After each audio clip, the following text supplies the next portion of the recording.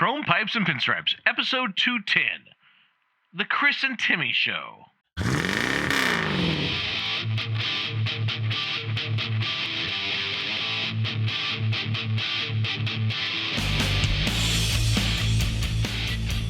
All right, folks, hello and welcome to episode 210 of Chrome Pipes and Pinstripes. I'm your host, Roy Boy from RoyBoyProductions.com. That's a website where you can find all the hot rod and custom car show photos I take for you all over the country. I should say photos and videos because we've been doing a lot more video lately than photos.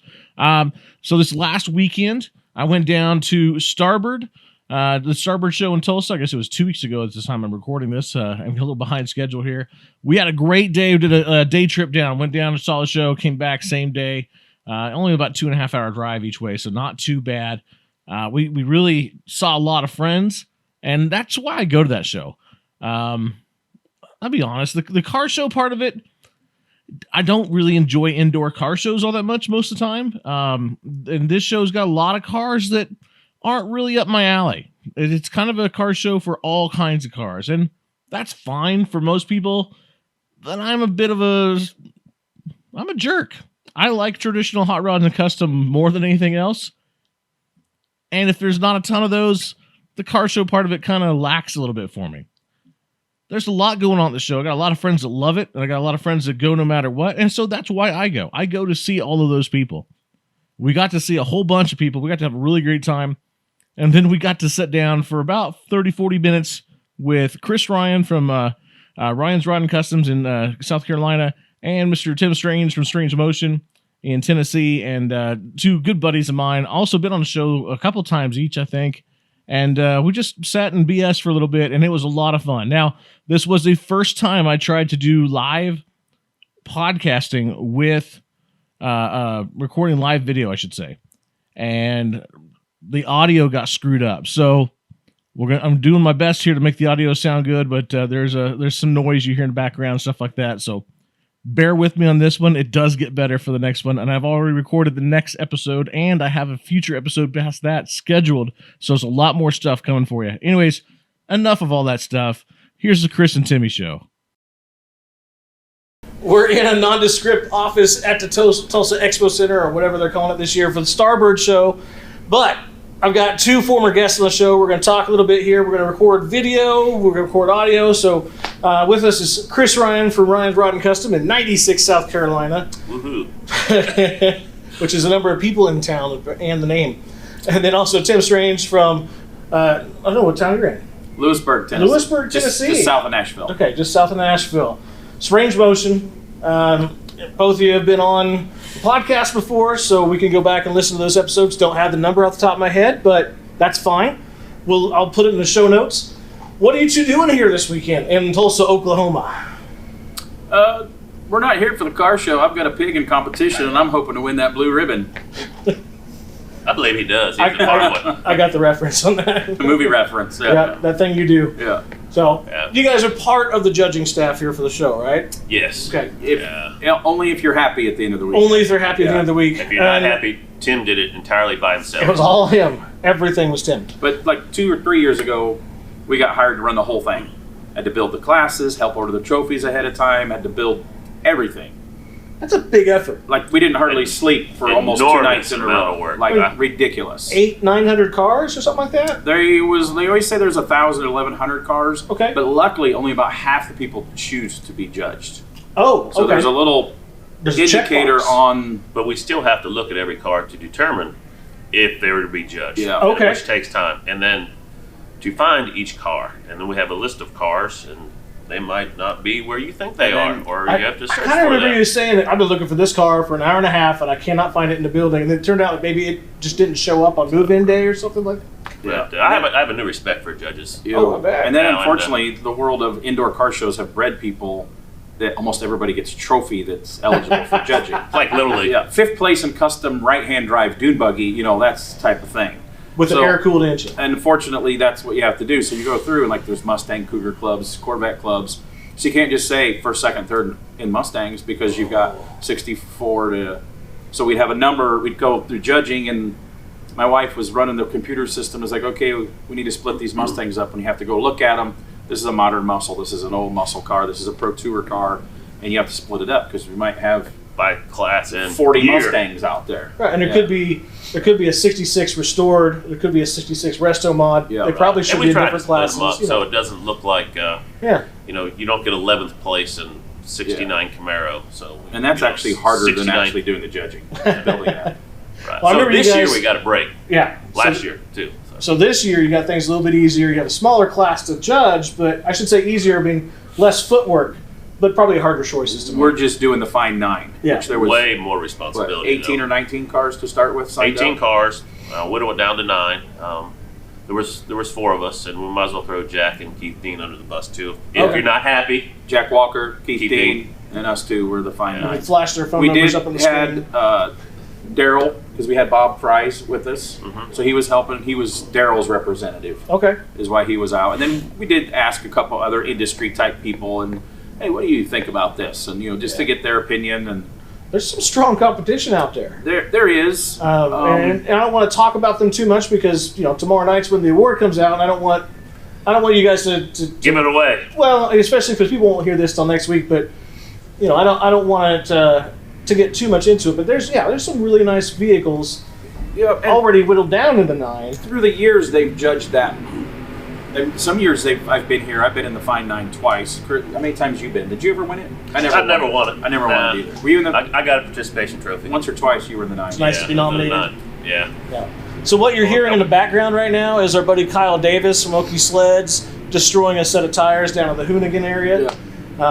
Last year he destroyed his headers because his air fuel ratio got off a little bit, and they were so red hot you remember could that. see through them. Yes. Yeah. So that's what the sound you're hearing in the background. Is Hoonigan, is that an Oklahoma term? No, there's a That's channel everywhere. called Hoonigan, but Yeah. they're hooning is what they call it. Yeah. Just They do that. At my wife's it's events, general Holly automotive events. jackassery is probably a better Yeah. term of it. Yeah. It's like Yeah. we can really They get live insurance that for night. this. That's what it is. I Yeah. cannot believe that. Yeah. So you get to do the judging this year, and you've been involved in showing the car here. What's the differences for you individually of having a car that's in contention in the show versus being one of the guys that helps decide which one gets that award? Well, I think, there's stress of getting a car here, I don't know, 1,400 miles from South Carolina, Right. setting it up, and There's no easy and way. a shot of 10 or 20 grand, depending on what year it was here, and it's a big expense, but I think the responsibility of giving that money away is so much greater.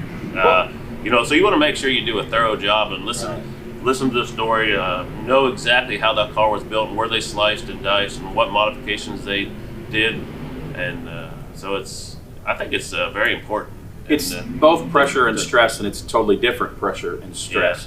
And what we do, we narrowed it. We walked around during setup, during cleaning, and people get nervous. Oh, I'm not clean yet. So we can still kind of just look and get an idea. And we're not here, like some places like Detroit and stuff. They do like a white glove thing. They'll run their finger in the upper frame. Right, yeah. We don't really look at it that way. But there has been years in the past that they've just picked it, like, oh, this is a pick, and cars that weren't styled underneath or painted everywhere might still win that money. Right. And we like to look at the whole cars like they do at Detroit and AMBR. Yeah. So we looked but not inside, upside, necessarily and an everything. ISCA type deal. Yeah, not a Yeah. white glove treatment. And the point system. I don't think Still I looking at didn't the pay whole attention car. to see, like, I know buddies that went for the Riddler, and it's like, you had 2 bolts on your whole car that weren't clocked the same. I didn't really look at that. Right.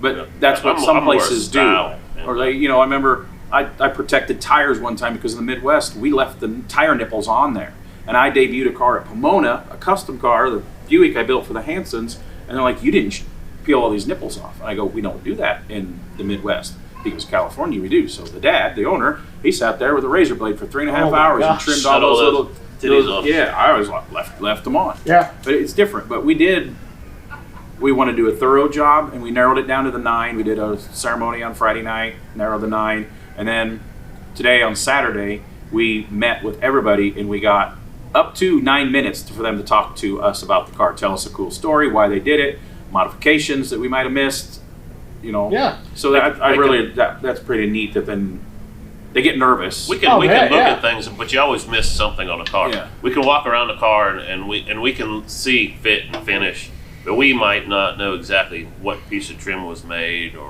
where they cut it or where they modified it until they point it out. Because as long as we've been doing this, we still miss things. Right. You know, that's just When you start putting parts from this car onto this car, it might not be apparently obvious to you if you haven't done it before how hard that particular modification was, but getting it done made the car look better, and it was terribly difficult. So it's probably something they should tell you about versus just look, that part looks cool.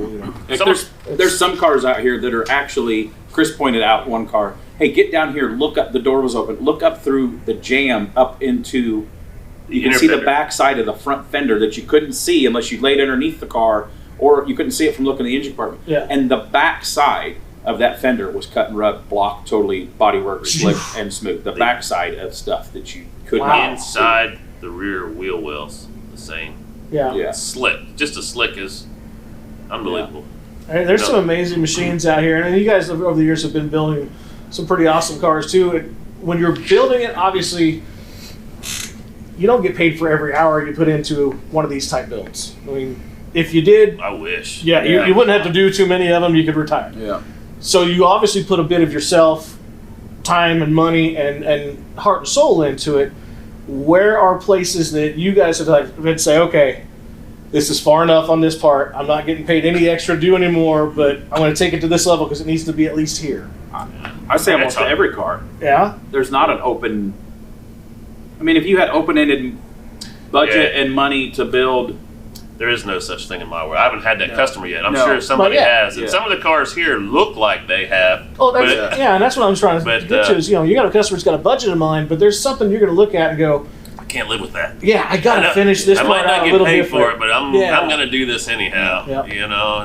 And we were talking with Keith the other morning at breakfast, and I don't really look at some of the things that we do as just cars. They're art. When you said they're a piece of us, what we put together to me is a piece of art, and it's subjective, a lot of it. So you can have a technically great car that's fit and finished, but it might be ugly, So a lot of what we do doesn't really get driven, which kind of sucks, and I know some people are going to bust on that. But I'm thankful for those customers that allow us to build those type of cars, and if not, we wouldn't be eating as good and as fat as we are. I look at it, a lot of people pay a lot of money to hang a painting on the wall. Right. Yeah, we're talking about comparing it to a Picasso or something. We just stare at it. Well, can a car be the same thing? Yeah. Does it have to function? I know it'd be nice to have it both ways, but in the real world, it's tough. Right. There's a certain level you get to where, you're probably not going to have a roadworthy car to go to the next level of finish above a certain spot. There's been a couple of these Riddler cars that have been on Power Tour years later.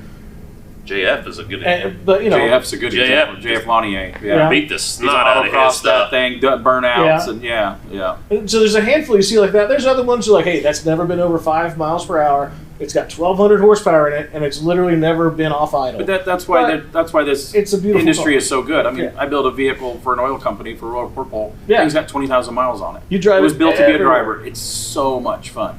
But I always hate the trailer queen, and you can't tell people what to do with anything, And I think there's room for both. Oh, There should there- be room for both. There definitely is. There should be 'cause, room for both. A guy like me, That's I bought that car for $4,000. It's been in all the lower 48 states.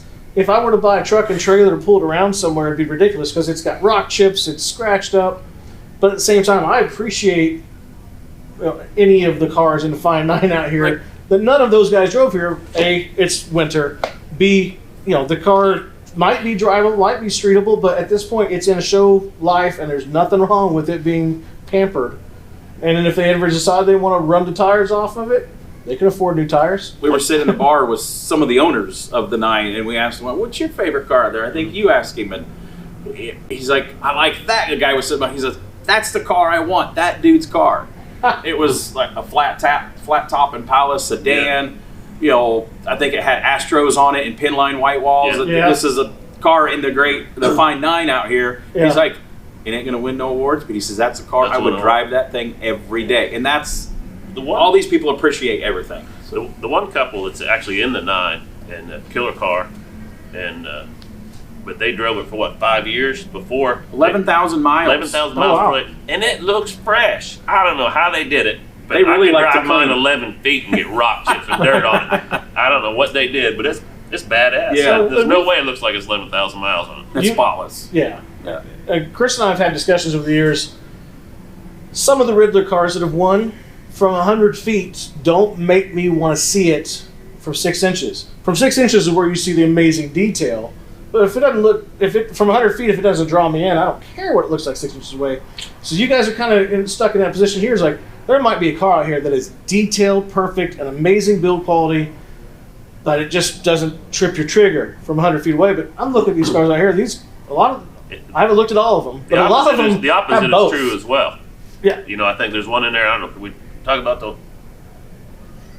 I don't know if we're mentioning cars, but you can Yeah, just we say don't there's a car in the 9. There's a car in that 9 that I would walk across this whole damn thing to see, and I first saw it in Louisville, Okay. and it is absolutely gorgeous. It fits my style. I love that car. I mean, badass car. And that's, you know, but the fit and finish, although it's good, it's not. And although Right. But that's the person car is- that draws me to it. and they're Yeah. tickled shitless to be here and to be Yeah. at a Starbird show and to be Did in it the 9. by themselves. And I think that's what you guys are saying. There's room for all of that because Yeah. there's no if that car does that to you from across the building. I mean, You got it right. you know, there's some Yeah. kid out here that will see that car and be like, I like that one. Yeah. You know, and you know that's I kind of leave some room in my over judginess that I have on some cars, just saying, hey, would the 8-year-old version of me dig that, not knowing what it took to do all the mods and what it took to detail it the way it's detailed?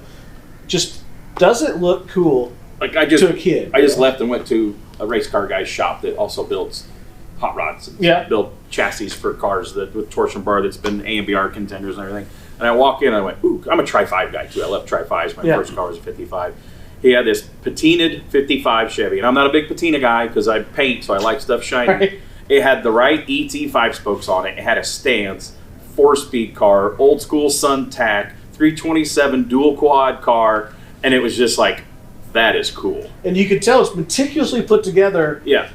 but to the naked eye, it doesn't look like it is. It looks just like it's supposed to Yeah, be. and it was built by a super Oh, yeah. high-end shop here in town, and it's like, oh, these guys built it. It's like, oh, I see their Yeah. influence in that thing. And he goes, I just had to have it. Yeah. He goes, I'll go to the grocery store in it. 'Cause it's Yeah. not shiny, so, but it's just sounds right, it sits right, and Yeah, there's some cars just have a soul to it when you see them. There's some of them that you just it does something and you fall in love with it and you're like, I shouldn't want that car. It goes, well, I've got a friend of mine, we were talking about this car yesterday. He's like, I should hate this thing, but You damn it, don't. in person I love it. Well, there's another. There's 2 of them. There's one that's the Gremlin.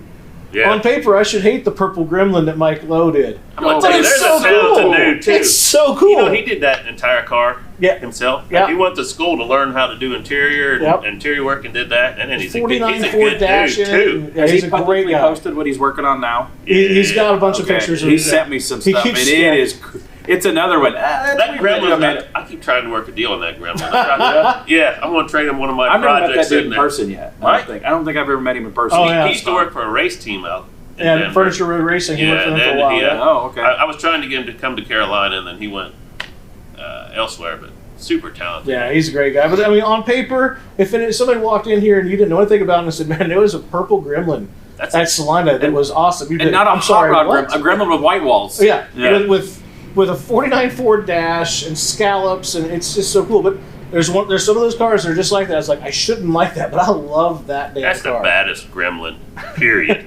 Period. Which You cannot top shouldn't that. be a big competition, but it's winning by leaps and bounds. I did see another Gremlin with a Hellcat in it, I think. Okay, Somebody built. that'd probably do it too. There's a gremlin that has an LS, But it doesn't that run out of the Midwest. It runs autocross. Good guys too. So Tim and I were talking yesterday, and we're both car fans and Right. car builder fans. We want to see our buddies do well. And my range of cars is almost as bad as my range of music. I mean, I dig Gremlins. I'm a custom guy. I love big sleds. Obviously, Caddies and Packards and stuff like that. But I got into '80s cars recently, and because that's what I wanted when I was a kid. So Yeah. I dig '80s cars, and we went and looked at some original stuff yesterday. Yeah. That was, I don't know. There was a I couldn't even Duesenberg they fathom said was worth $4 million. Oh, wow. 4 or 5 million, and a couple other cars, couple Packards or Pebble couple Beach million. Best of Show winners and stuff. Okay, And that's I not think I know our who you're hanging out with. wheelhouse, but just the quality and the Yeah. style, and Yeah. the cars had so much style back then.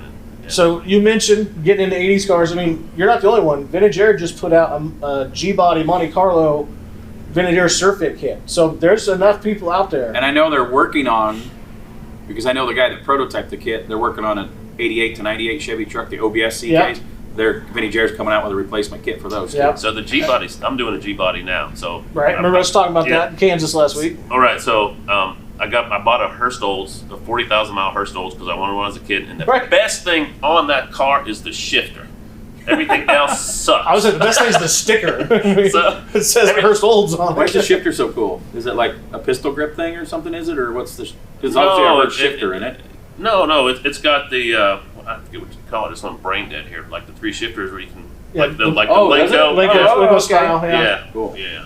So when you drive that, you go first to second, boom, boom, and in my mind I would go, and that's more like. And how much horsepower does it have? You said like 200 maybe or 180. So it's an 80s car. It has, So wait a minute. So I thought I could be okay with the 307, and that was when like they just started computerizing stuff then. So it has like a semi-computerized ignition system and a semi-computerized quadrajet, which I didn't know that shit existed even. Did you know that? Mm-hmm. Oh, well, you're way smarter than me. So 180 I remember those horsepower. cars. We used to take them off. Oh, yeah. Throw them away. So I thought about doing that and then building another Oldsmobile motor for it, but it was 40,000 mile original paint car when I got it. I already screwed that up because I stripped the thing and painted it, But now I've got an LS3 going in it and some Texas Speed stuff and 570 horsepower and a 9-inch Ford. And Rytech helped me out with some chassis pieces. Then you got to for upgrade it. the chassis. So, and then, so now I've got wheel woods on it, and going on. So the guys are all working on that at the shop right now while I'm out here. But yeah. And then you got 2 IROC 3rd gen Camaros. Yeah. Wow. 2. And he was going to look at another one in town this weekend. The red one, yeah. So I got the first one. I'm at the age where I'm trying to calculate my death. Now you're going to go. I don't want to outlive my money that I have, but I don't want to leave anything on the table because I've got no family. I told my niece, same thing. I told my niece that she thinks she's getting everything and she has no interest in hot rods. Yeah. She just wants to sell the crap. I was like, my goal is to die broke. And she's like, what the hell? Yeah. But speaking of his 80s cars, like the model chicks, they put like these hair extensions. Yeah. I wonder can you picture Chris, like I'm getting ready to drive my 3rd gen, so he's got a mullet clip-on thing. Actually, so I still got lots of hair, but my forehead seems to be getting large. I got more like a 6 or 8 head. Yeah, mine's starting to swing backwards. Yeah, mine's in the middle. That's why I have to wear a hat so sunburn my head. We did a photo I'm still shoot. pretty up here. From here, I look good. We did a the photo rest of you shoot not, with no. a friend of mine a few years ago she's a hairstylist, but she was a model that day. And so she had some extensions. So you've met Corey Conyers from Salina. We put a couple of extensions in here, gave him a rat tail. And with his coiffed, grease back hair and a rat tail was amazing. It was the most perfect thing ever. But so yeah, it can be done. We can bring the mullet back. Have you done a podcast with? At the BMX races, the mullet's back. Oh yeah, big time. I'm ready for the '80s big hair girls. I am so ready for the big hair girls. Yes, that's coming this. Yeah. Back. My wife won't do it. Right. She's like, I think what's hotter than the big hair from the '80s is bell bottoms on chicks because they start wearing. yeah. Well, see if we go down this. I'm not, because you're way older than the rest of us here. So like 2 years or something. But Corey, have you done a podcast with Corey? Yes, we've done one. We should do I another need to one. find that. That's a He's talented dude, right? Oh there, yeah, and he's doing it all in a 2-car garage in I'll his put that backyard. dude up to anybody in the industry for shaping. Yeah. I really will. That's a talented dude. Yeah, he's a really good guy. Too. Yeah, I mean soft-spoken. he's helped us out so much. He's not a loud asshole like me and Chris are. I was getting ready Speak for for that. yourself. You're the asshole. I'm just loud. Well, I was getting ready for that 48 state road trip, and I realized I needed cover for the front window of this camper because rocks are going to bust that window out. I called him up and I was like, "Hey man, could you show me how to metal fab this?" And he goes, "Bring it down here." So I brought it down there, and like 2 hours later, it's done. It's fabbed. Won't accept a dime from me. That was a blast. Never did that before. Sends me on my way so I can get back to making money.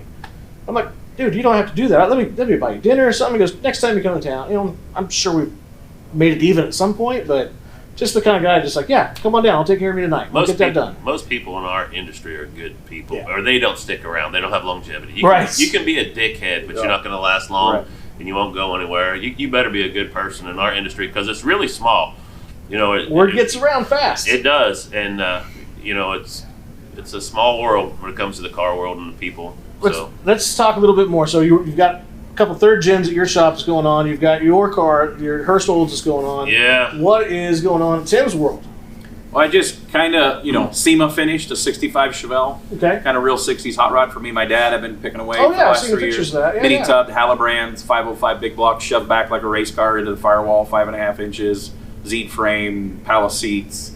Then my day job stuff, I have '59 Impala with an all aluminum 509 that the Oh, wow. motor was built by Lamar Walden's son, and it's got crazy billet wheels, an independent rear end, and then we got a Hemi Charger in there with an independent rear end, a bunch of stuff, and fuel injection, and a Buick convertible in there, and I've got. Yeah.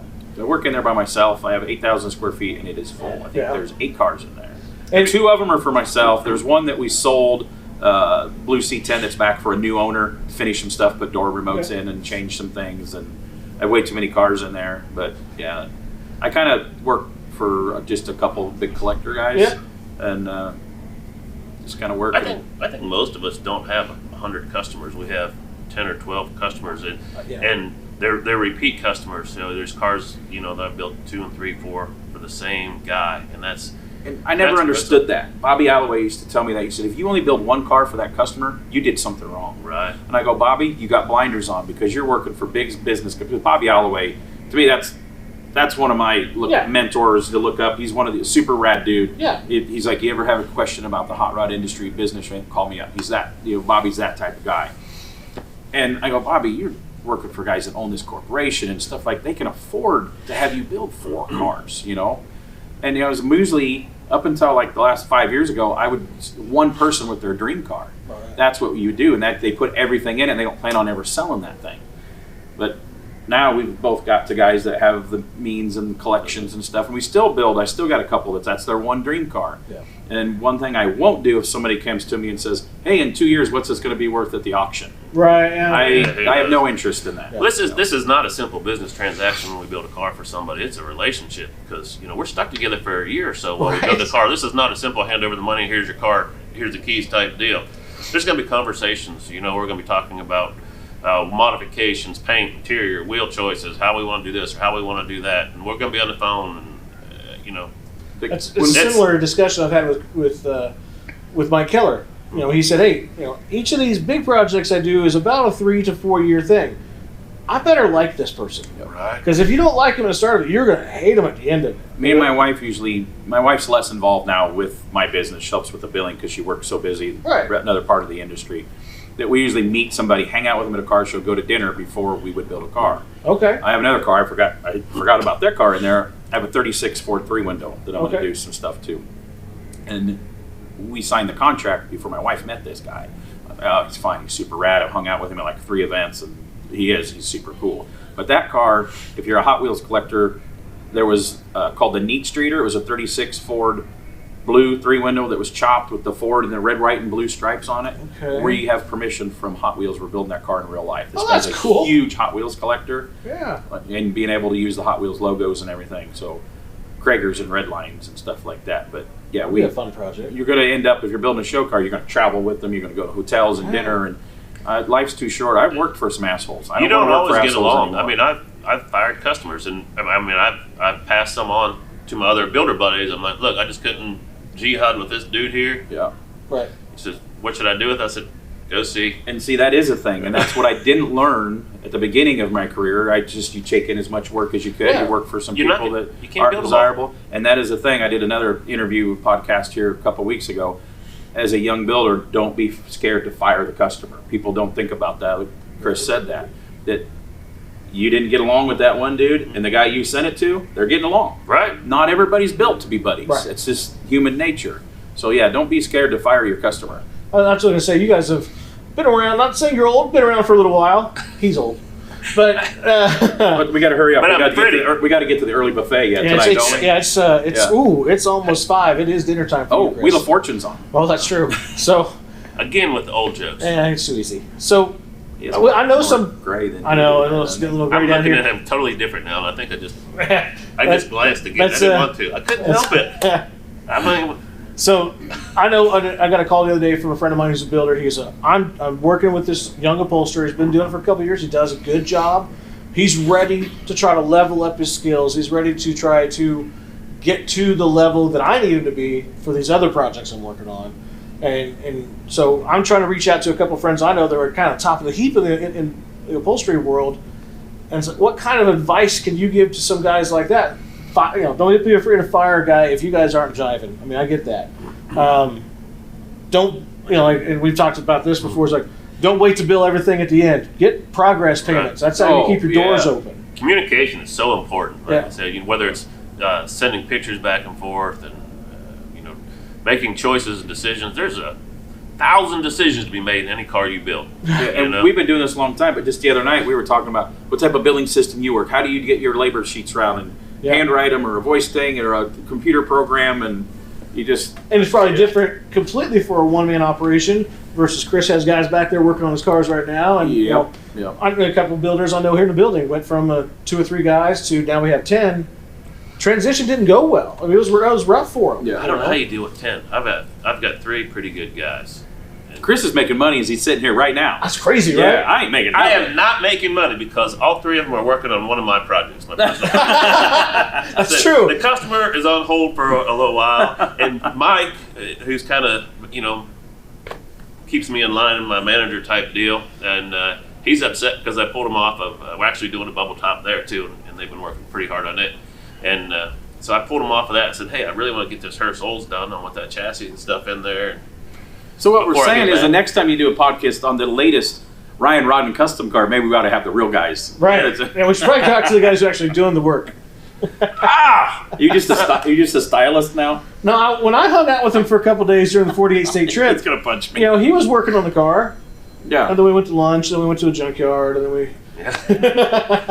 So his place. Let me tell you another When thing. I was there helping, he never took me to a junkyard. He just made me work from. And it wasn't really so much junkyards. A bunch of cars covered in moss out in the trees. And then he made me sleep in the dog bed. Well, it was the couch that the dog thought was their bed. Because the dogs So are it was sleeping like, on the countertop. The dog's looking at me like, "What are you doing on the couch? That's my place during the day." Right. Dogs are way cooler than people. Well, And most of my builder that's friends. fair. That's fair enough. We're looking at all the cars out here, and there's a couple times Chris hollered at me yesterday, and he's, "Hey!" And he's over there petting the dog. All right, we'll cut this short so you can get back to it, unless you have something else you need to say right there. Well, no, you were talking about my guys. I'm thankful for that. Yeah. And contrary to what people believe, not one guy can do everything. No. So it takes, wiring guys and metal fab guys and paint. And I'm a paint and body dork. That's but now most of my time is running between the guys and putting out the fires and stuff. Right. It's a But whole if you skill get set you one- never knew you had to have when you wanted to build hot rods Right. for a living. And even if you can do it, sometimes it's not the smart decision to do it. If it takes you, I feel like I'm being talked down to right now. well, and I Tim- say you can do I've everything. seen him get out of bed, roll out of bed, moan, groan, creak. Oh, yeah. Just because we're not sleeping together, we're in the same room. You want to hear? And we're different beds. I have Different beds. I have a snoring Okay. video of Chris. Don't even go. I was worried about him last night. Like, it was scary. The other night, it wasn't that bad. Anyway. I forgot what I was talking about. Yeah.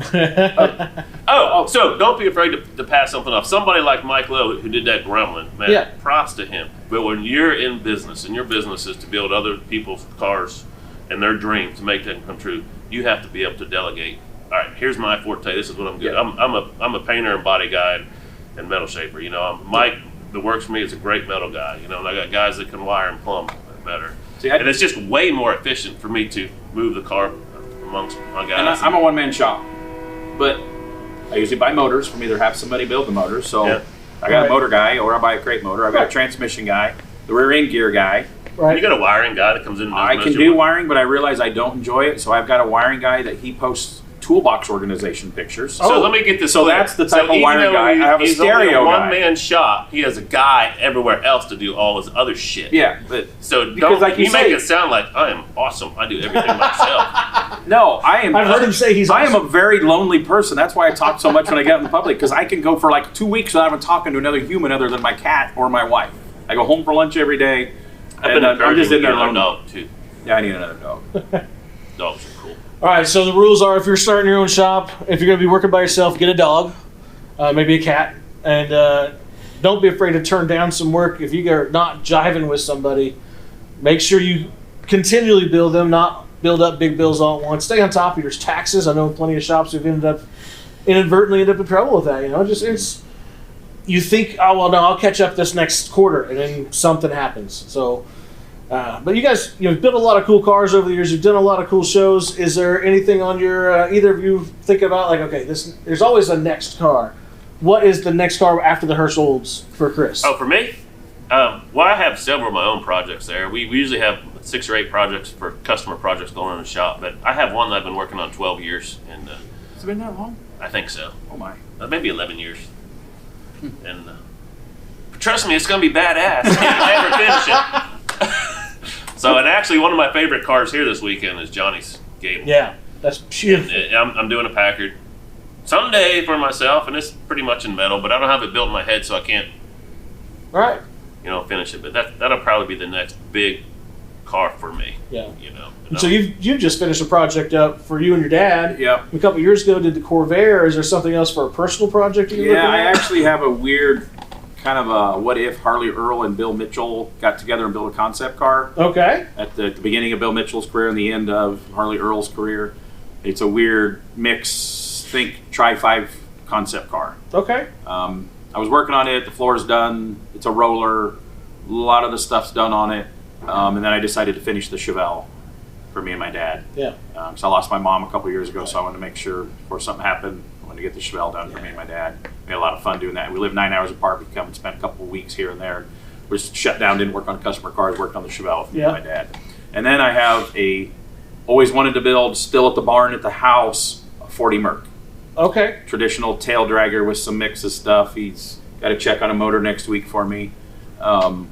It's going to have I've been buying some Lincoln parts, Lincoln headlights. Okay. I'm going to probably build a Lincoln-ish dash because a Lincoln dash right now is like a third mortgage type of thing or something. So Zephyr type? Yeah. Like Zephyr, yeah. So I'll like. See, that's a car guy talking. It's going to be. We know what that means. It's going to be You see this, traditional-ish. you see your hand motion. It's Yeah. either car guy talking about the dash of like a Corvette in the '60s, or you watch too much wrestling in the '90s. Something. So that's a funnier joke than they gave me credit for. So okay. I don't understand the wrestling Yeah. reference. Do you? I'm young enough. I watched it in the '90s.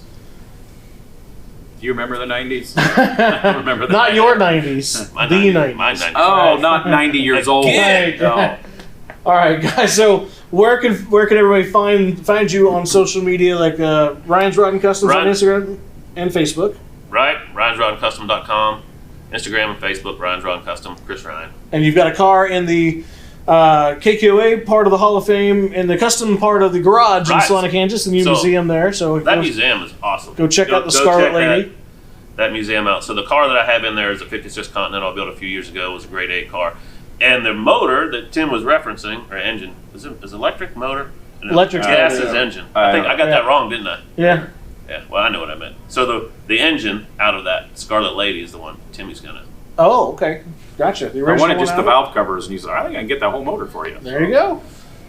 All right, so Instagram handle for Tim. Strange Motion Rod and Custom, but I post more Rod Builder. Rod Builder, okay. Because of the business algorithms, or however you say it, you get less views on a business page than you do on a personal page. I figured that out myself. So I have like a whole bunch more followers on the Rod Builder, and then of course Tim Strange on Facebook and Strange Motion on Facebook. So all right, strangemotion.com website. So.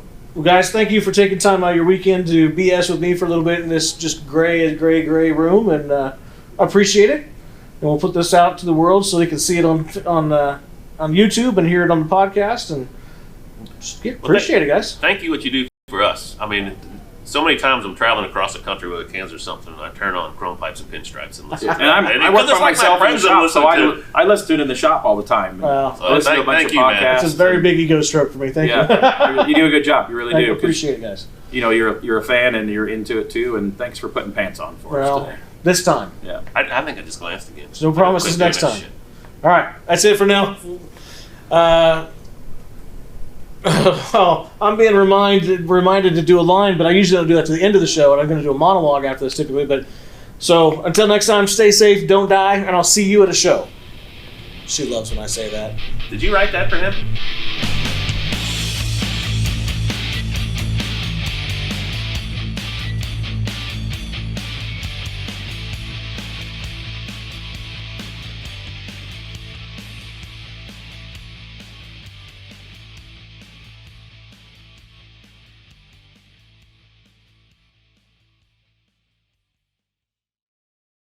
Thanks for listening to another episode of Chrome Pipes and Pinstripes. If you got to this point, that means you listened to the whole show, and I appreciate that. So I want to throw one thing out here. If you'll dig what I do with these podcasts, you dig what I do with RoyBoyProductions.com, please consider going over to Patreon.com/RoyBoyProductions.